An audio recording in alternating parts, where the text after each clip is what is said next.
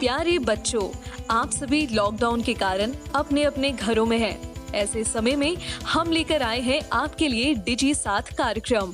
इसके माध्यम से आप प्रत्येक दिन सोमवार से शुक्रवार तक पूर्वाह्न 10 से 12 तथा अपराह्न 1 से 2 बजे तक अपने अपने कक्षाओं के अनुरूप कार्यक्रम देख सकेंगे। स्कूली शिक्षा एवं साक्षरता विभाग, झारखंड। नमस्ते दोस्तों, आप सबका झारखंड सरकार के डीजी साथ प्रोग्राम में स्वागत है। आइए देखते हैं कि आज हम क्या पढ़ेंगे। हम एपिसोड की शुरुआत कक्षा 12 के रसायन विज्ञान के अध्याय general principle and process of isolation of elements को पढ़ेंगे, साथ साथ इन पर आधारित प्रश्नों को भी करेंगे। ठीक इसके बाद क्लास 12th में ही बायोलॉजी के चैप्टर वंशागति तथा विविधता के सिद्धांत को पढ़ेंगे, साथ साथ इन पर आधारित प्रश्नों को भी करेंगे। तो आइए शुरू करते हैं हम अपना प्रोग्राम डीजी साथ। अब पढ़ाई नहीं रुकेगी।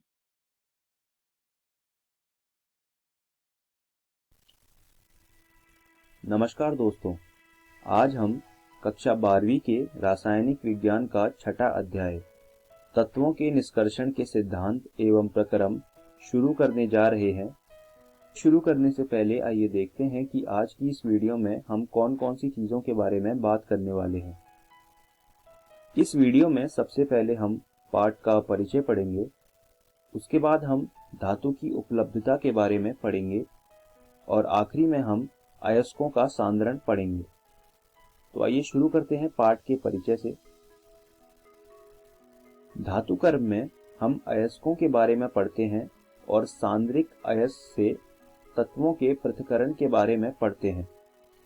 इस पाठ का एक दूसरा नाम धातु कर्म भी है, तो अगर मैं आगे जाके इस पाठ को धातु कर्म के नाम से संबोधित करूं तो आपको इसमें दिक्कत नहीं होनी चाहिए।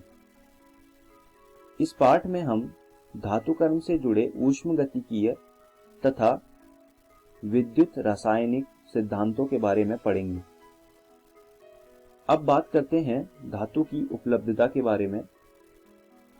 धातु ऑक्साइड और सल्फाइड के रूप में भूपर्पट्टी में मौजूद है। कुछ तत्व जैसे सोना, उत्कृष्ट गैस मुक्त अवस्था में पाई जाती हैं, जबकि अन्य तत्व संयुक्त अवस्था में मिलते हैं। आप स्क्रीन पर एक टेबल देख सकते हैं और आपको वहां दिख रहा होगा कि जितने भी अयस्क हैं वो सारे ऑक्साइड और सल्फाइड के रूप में है। आप इस टेबल को अपनी कॉपी में बना लीजिए और स्क्रीन पर जो बातें लिखी हुई हैं उन्हें भी अपनी कॉपी में लिख लीजिए। अब बात करते हैं अयस्कों के सांद्रण की। अवांछित पदार्थों का अयस्कों से निष्कासन का प्रक्रम अयस्क सांद्रण कहलाता है। यहाँ पर अवांछित पदार्थों से मेरा मतलब है रेत, क्ले आदि।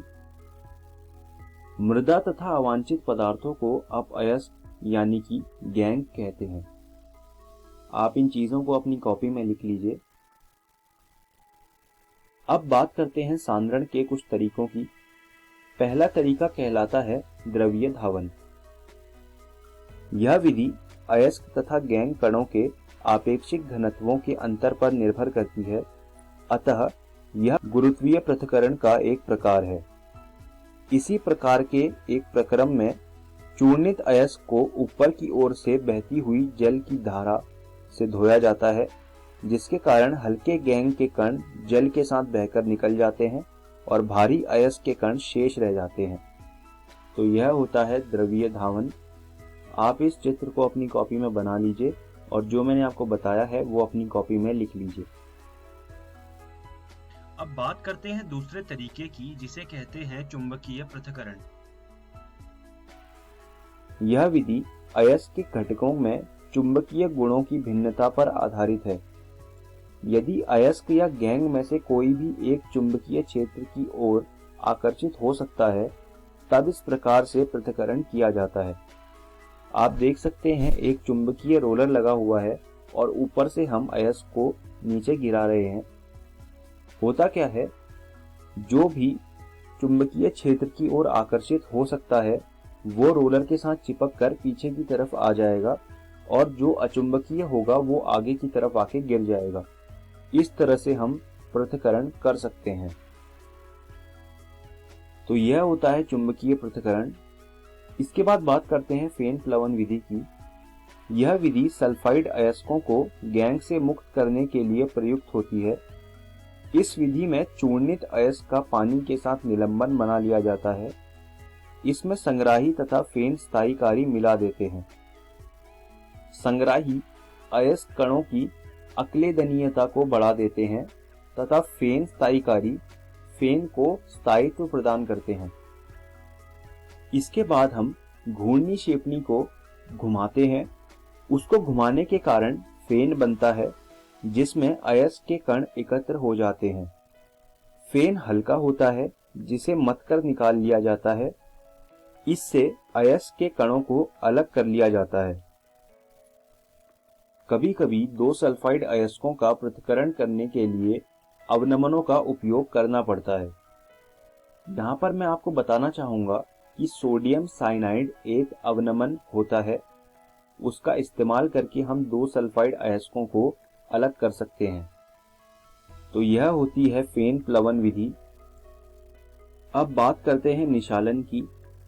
यदि अयस्क किसी उपयुक्त विलायक में विलय हो तो प्रायः निशालन का उपयोग किया जाता है। मैं आपको बॉक्साइट से एल्यूमिना का निशालन करके दिखाऊंगा। ये जो हमारा Al2O3 है, इसको हमने NaOH में मिलाया और साथ में कुछ पानी भी मिलाया। इससे जो हमें मिला उसे हम एल्यूमिनेट आयन कहते हैं। फिर हम क्या करते हैं, जो एल्यूमिनेट आयन होता है उसको CO2 से पास करवाते हैं। उससे हमारा बन जाता है Al2O3.XH2O। उसके बाद क्या होता है, हम इस हाइड्रेट को गर्म करते हैं 1470 केल्विन में और उसके बाद हमें शुद्ध Al2O3 प्राप्त हो जाता है। तो यह होता है बॉक्साइट का निशालन। इसके बाद बात करते हैं सांद्रित अयस्कों से अशोधित धातुओं का निष्कासन। यह दो चरण में किया जाता है। सबसे पहले ऑक्साइड में परिवर्तन करने की प्रक्रिया होती है और जो दूसरी प्रक्रिया होती है वो होती है ऑक्साइड का धातु में अपचयन। यहाँ पर मैं आपको बताना चाहूंगा कि जो ऑक्साइड में परिवर्तन करने की प्रक्रिया है वो बहुत ही प्रसिद्ध है और उसको समझना बहुत जरूरी है क्योंकि वह परीक्षा में आ सकती है। और वहीं पर ऑक्साइड का धातु में अपचयन बहुत ही आसान सी विधि होती है। इसमें हमें ज्यादा कुछ पढ़ना नहीं है। जो अपचयन है वो साधारण ढंग से किया जाता है। तो हम यहाँ पर बात करेंगे ऑक्साइड में परिवर्तन करने की विधि की। ऑक्साइड में जो परिवर्तन होता है वह दो तरीके से किया जा सकता है। तो आइए एक एक करके उन दोनों तरीकों को जानते हैं।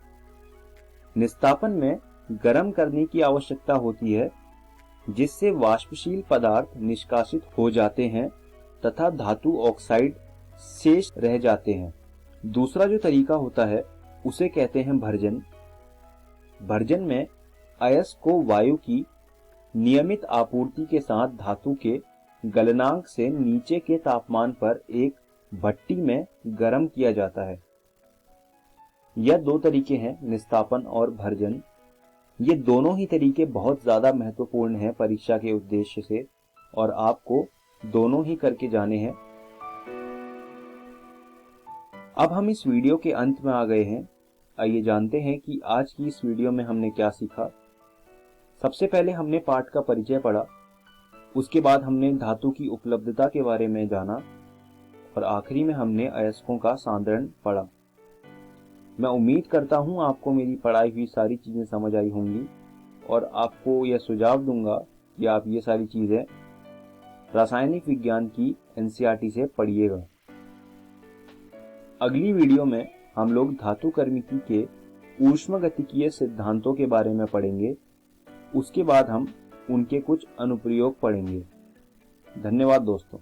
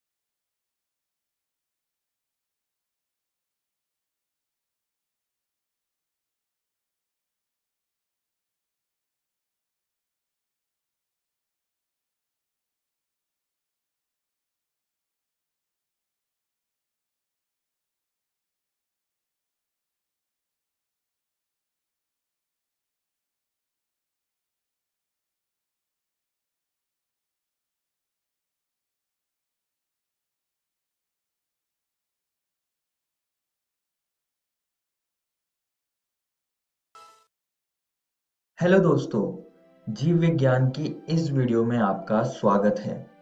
आज भी हम आपके अध्याय वंशागति तथा विविधता के सिद्धांत को जारी रखेंगे। पिछली वीडियो में हमने मेंडेलियन सिद्धांतों के अपवाद और दो जीनों की वंशागति को समझा था।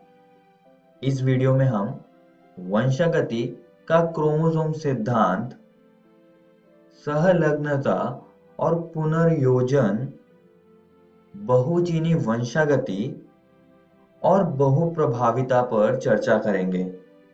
तो चलिए शुरू करते हैं। मेंडल के कार्य को अस्वीकृत कर दिया गया। अब दोस्तों, मेंडल ने अपना कार्य 1865 में प्रकाशित किया और उस कार्य पर कई लोगों ने ध्यान नहीं दिया, और जिन्होंने उस पर ध्यान दिया उन्होंने उसे कम आंका या उन्होंने उसे गलत कहा।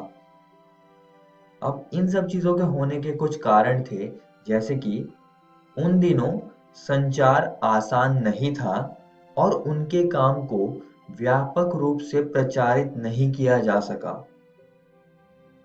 जीन की उनकी अवधारणा स्थिर और विविध इकाइयों के रूप में, जिन्होंने विशेषकों के अभिव्यक्ति को नियंत्रित किया, और अलील के युग्म जो एक दूसरे के साथ मिश्रण नहीं करते थे, को उनकी समकालीनों द्वारा स्पष्टीकरण के रूप में स्वीकार नहीं किया गया था, क्योंकि प्रकृति में स्पष्ट रूप से निरंतर विविधता होती है।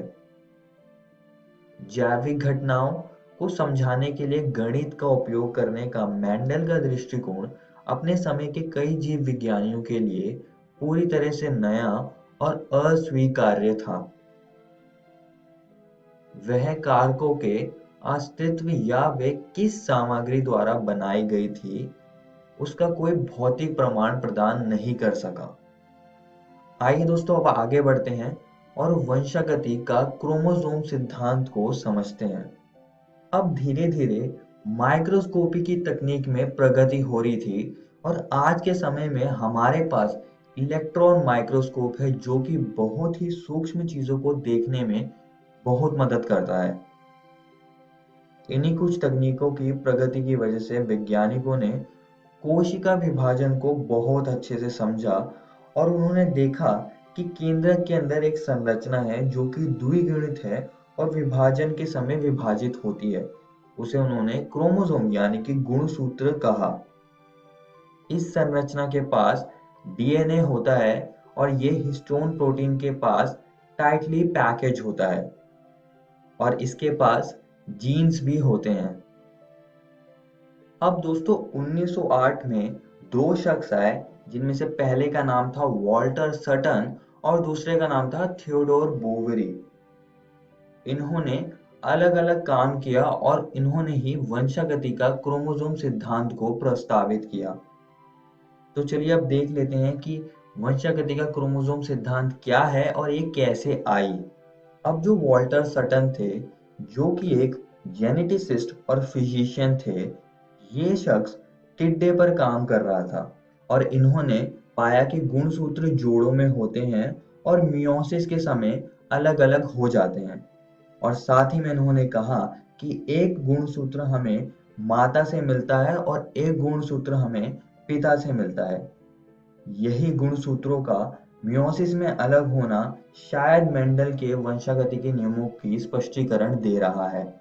और उसी समय के आसपास एक और शख्स आया जिसका नाम था थियोडोर बोवेरी।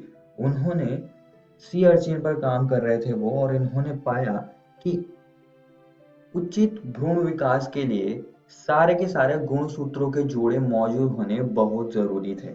और दोस्तों, इन दोनों के कार्यों की वजह से ही वंशागति का क्रोमोसोम सिद्धांत आया। आइए अब जान लेते हैं इस सिद्धांत के मुख्य विशेषता क्या क्या है। वंशानुगत लक्षणों की तरह गुणसूत्र एक जीव के जीवन भर और पीढ़ी से अपनी संख्या, संरचना और व्यक्तित्व को बनाए रखते हैं।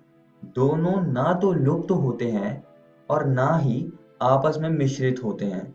वे इकाइयों के रूप में व्यवहार करते हैं। सोमेटिक और द्विगुणित कोशिकाओं में गुणसूत्र और जीन जोड़ों के रूप में होते हैं। एक जीन जोड़ी के दो अलील समरूप यानी कि होमोलोगस गुणसूत्रों के समरूप साइट पर स्थित हैं। दोनों गुणसूत्रों के साथ साथ जीन युग्मक के निर्माण के समय अलग हो जाते हैं, जैसे कि प्रत्येक जोड़े में से केवल एक ही युग्मक में संचरित होता है। एक युग्मक में एक प्रकार का केवल एक गुणसूत्र होता है और एक विशेषक के दो अलील में से केवल एक होता है। निषेचन के दौरान दोनों गुणसूत्रों के साथ साथ मेंडेलियन फैक्टर्स की जोड़ी की स्थिति रिस्टोर हो जाती है। इन्हीं सब बातों से ऐसा लगता है कि वंशागति का क्रोमोसोम सिद्धांत मेंडेलियन सिद्धांतों का समर्थन कर रहा है। मगर वंशागति का क्रोमोसोम सिद्धांत सही है या गलत है, ये किसने बताया? तो फिर बाद में एक और शख्स आया जिसका नाम था थॉमस हंट मॉर्गन। ये एक वैज्ञानिक थे जिन्होंने एक मक्खी पर काम किया जिसका नाम था ड्रोसोफिला मेलानोगेस्टर, और इन्होंने बताया कि वंशागति का क्रोमोसोम सिद्धांत एकदम सही है। आइए अब आगे बढ़ते हैं और सहलग्नता और पुनर्योजन को समझते हैं। अब यहाँ पर दो शब्द है, सहलग्नता और पुनर्योजन, तो हम इनको एक एक करके समझेंगे। सबसे पहले सहलग्नता यानी कि लिंकेज को हम समझ लेते हैं। इसको समझने के लिए जरा यहाँ देखिए, यह एक जोड़ा है क्रोमोसोम का और मान लीजिए यहाँ पर जीन ए है और यहाँ पर जीन बी है। अगर आप जीन ए और जीन बी के बीच की दूरी देखें तो बहुत ही कम है, तो हम कह सकते हैं कि यह अधिक सहलग्नता दिखा रहे हैं। और मान लीजिए कि एक और जीन है जो कि है जीन सी, जो कि यहाँ पर मौजूद है। अब अगर आप जीन ए और जीन सी की बीच की दूरी देखें तो वो बहुत ही ज्यादा है, तो हम कह सकते हैं कि यह कम सहलग्नता दिखा रहे हैं। यही सहलग्नता यानी कि लिंकेज है, जो कि दो जीनों का भौतिक संयोग या जुड़ा होना दिखाता है। आइए दोस्तों पुनर्योजन को समझ लेते हैं, जिसे हम अंग्रेजी में रिकॉम्बिनेशन कहते हैं। ये अजनकीय जीन संयोजनों के उत्पादन है। सरल शब्दों में उन संतति का बनना जिनमें कि अजनकीय जीन संयोजन होंगे रिकॉम्बिनेशन या पुनर्योजन कहलाता है।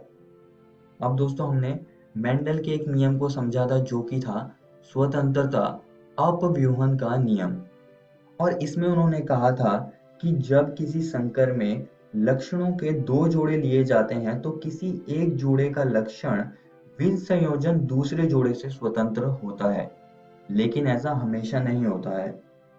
इसको अच्छे से समझने के लिए आप यहाँ देख सकते हैं, यहाँ पर मैंने एक क्रोमोसोम यानी कि गुणसूत्रों को दिखाया हुआ है। यहाँ पर एक जीन है और यहाँ पर एक और जीन है। इन दोनों जीनों के बीच की दूरी ज्यादा है। अगर आप देखें तो हम कह सकते हैं इनमें सहलग्नता कम है। तो ऐसे केसेस में हम कह सकते हैं कि जीन का विसंयोजन होगा और ये दूसरे जोड़े से स्वतंत्र होगा, जिससे कि अजनकीय जीन संयोजनों का उत्पादन ज्यादा होगा। मतलब अगर कम सहलग्नता दिखेगी हमें तो अजनकीय जीन संयोजनों का उत्पादन ज्यादा होगा। और दूसरी ओर अगर मैंने यहाँ पर एक जीन दिखाया और यहाँ पर एक और जीन मैंने दिखाया तो यह अधिक सहलग्नता दिखा रहे हैं। तो इस केस में जीन का विसंयोजन शायद नहीं होगा और इस वजह से अजनकीय जीन संयोजनों का उत्पादन कम होगा। तो ये चीज आप सभी को याद रखनी है। आइए दोस्तों अब आगे बढ़ते हैं और मॉर्गन का द्विसंकर क्रॉस को समझते हैं। अब मॉर्गन ने भी द्विसंकर क्रॉस कराया था और ये क्रॉस मेंडल के द्विसंकर क्रॉस के समान था। तो मॉर्गन ने ड्रोसोफिला मक्खी के ऊपर द्विसंकर क्रॉस कराया था। इन्होंने मादा पीले शरीर श्वेत आंखों वाली मक्खी ड्रोसोफिला ली थी और इसका क्रॉस इन्होंने नर भूरे शरीर लाल आंखों वाली मक्खी ड्रोसोफिला से करवाया था। यहाँ पर छोटा y पीले शरीर को दिखा रहा है, छोटा w श्वेत आंखों को दिखा रहा है और ये अप्रभावी विशेषक हैं। दूसरी ओर जो नर है उसमें जो भूरा शरीर है वो छोटा y+ दिखा रहा है और लाल आंखें छोटा w+ दिखा रहा है। जो यहाँ पर नर है, भूरे शरीर, लाल आंखों वाली मक्खी, ये वन्य प्रकार है, यानी कि ये आमतौर पर हमको मिलती है, ये म्यूटेंट टाइप नहीं है।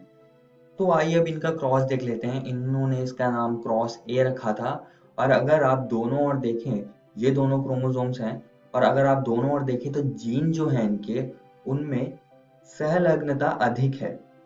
तो अब देख लेते हैं F2PD में क्या आया है। F2PD में जो मॉर्गन को परिणाम मिला था वो था कि जनकीय प्रकार के संतति थी 98.7% और पुंसंयोगी प्रकार की संतति थी 1.3%। और इससे कहीं ना कहीं यह पता चल रहा है कि यहाँ पर शायद अधिक सहलग्नता की वजह से जीन विसंयोजित नहीं हुए, जिसकी वजह से पुंसंयोगी प्रकार कम हुआ। और इन्होंने एक और क्रॉस करवाया था जिसका नाम था क्रॉस बी। इन्होंने श्वेत लघुपंख मादा के बीच में कराया था, वन्य प्रकार के साथ इन्होंने क्रॉस कराया था। और इसके बाद जो F2PD मिली उसमें जो जनिकीय प्रकार के संतति थी वो थी 62.8%। पुंसंयोगी प्रकार थे 37.2%। तो कहीं ना कहीं यहाँ पर अगर आप क्रॉस को देखें तो जो जीन है उनके बीच में दूरी ज्यादा दिख रही है हमको।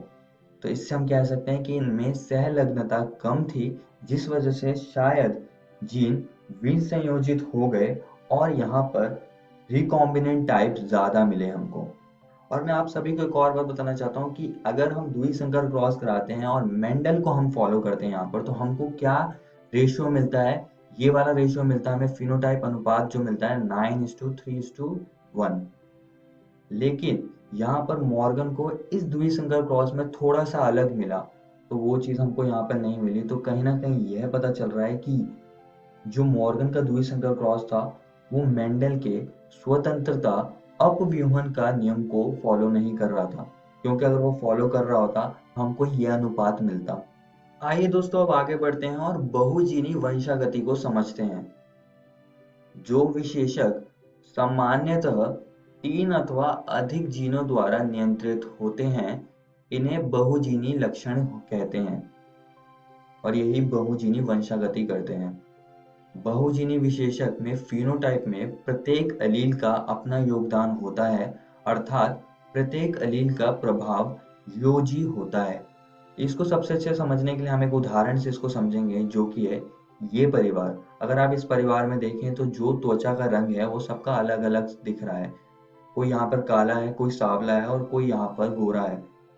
तो ये इसका बहुत अच्छा उदाहरण है। और अगर हम इसको थोड़ा विस्तार से देखें तो मान लीजिए कि बड़ा ए, बड़ा बी, बड़ा सी, ये जो एलील हैं ये मानव में त्वचा रंग को नियंत्रित कर रहे हैं और ये प्रभावी हैं, जो कि गहरा त्वचा रंग का लक्षण दिखा रहे हैं। और दूसरी ओर एलील छोटा ए, छोटा बी, छोटा सी, ये अप्रभावी हैं और ये हल्का त्वचा रंग का लक्षण दिखा रहे हैं। तो अगर किसी व्यक्ति के पास प्रभावी एलील होंगे जैसे कि बड़ा ए, बड़ा बी, बड़ा सी, अगर ये प्रभावी एलील होंगे तो उसका रंग गहरा होगा। और अगर किसी व्यक्ति के पास सारे अप्रभावी एलील हैं जैसे कि यहाँ पर है, तो उसका रंग हल्का होगा। और अगर किसी व्यक्ति के पास ये दोनों ही एलील हैं तो उसका रंग इंटरमीडिएट यानी कि इन दोनों के बीच का कुछ होगा, जैसे कि सांवला यहाँ पे हम कह सकते हैं। आइए दोस्तों आगे बढ़ते हैं और बहुप्रभाविता को समझते हैं। एक एकल जीन अनेक दृश्य प्रारूप यानी कि फिनोटाइप लक्षणों को प्रकट कर सकता है।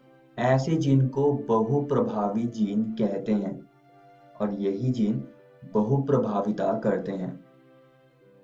इस वीडियो में हमने वंशागति का क्रोमोसोम सिद्धांत पढ़ा, जिसमें कि हमने कुछ वैज्ञानिकों के बारे में पढ़ा और देखा कि ये कैसे आया, और साथ ही में हमने सहलग्नता और पुनर्योजन को भी समझा, और हमने बहुजीनी वंशागति और आखिरी में हमने बहुप्रभाविता पर चर्चा करी।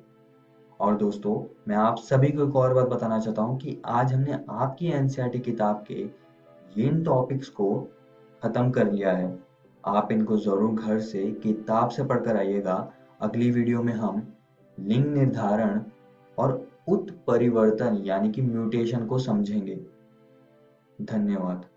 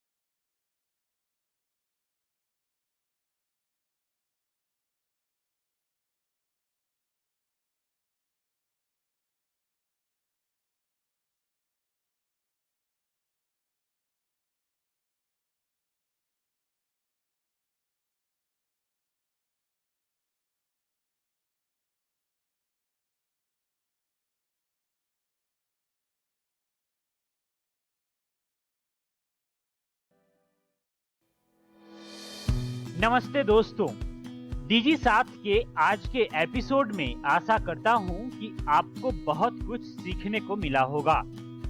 आइए देखते हैं कि आज हमने क्या पढ़ा। आज हमने क्लास 12th में केमिस्ट्री के chapter general principle and process of isolation of elements को पढ़ा, साथ साथ इन पर आधारित प्रश्नों को भी किया। ठीक इसके बाद क्लास 12th में ही बायोलॉजी के चैप्टर वंशागति तथा विविधता के सिद्धांत को पढ़ा। एक जरूरी सूचना, इस एपिसोड को जो अभी आपने देखा, इसका पुनः प्रसारण YouTube पे किया जाएगा इकोवेशन के चैनल पर ठीक 3 बजे। तो यदि आप अपने दोस्तों के साथ भी ये एपिसोड शेयर करना चाहते हैं या पुनः देखना चाहते हैं तो YouTube पर डीजी साथ इकोवेशन सर्च करें और आप इस वीडियो तक पहुंच जाएंगे। धन्यवाद दोस्तों।